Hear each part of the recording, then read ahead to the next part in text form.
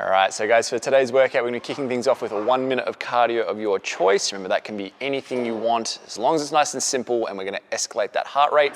From there, the next 4 minutes we're gonna do as an EMOM, so every minute on the minute. 2 movements we're gonna do. So one is a curl and press, and you guys are gonna do 5 reps of that one.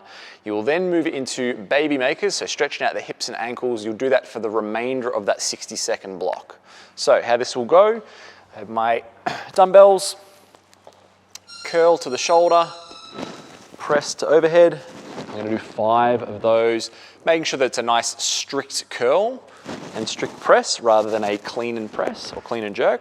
From there, I'm gonna set myself up, feet about shoulder width, grab it onto the toes, and I'm gonna move in and out of that squat stretch. Now this one, for some people, if you're a little bit tight with the mobility, guys, it feels like you're gonna kind of fall over to be able to get in that deep position or to be able to keep your heels down.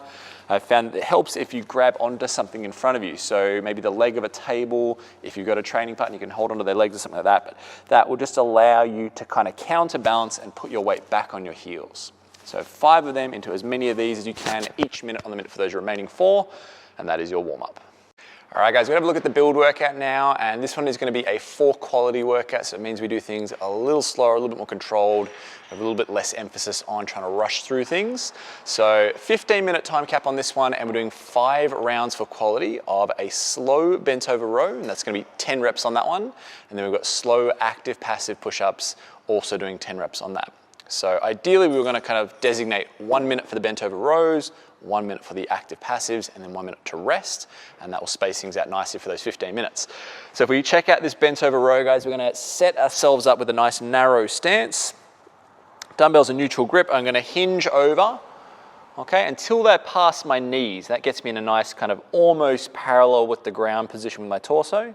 From there, I'm gonna retract the shoulder blades, draw in, little pause at the top, slow, and then let the shoulder blades go.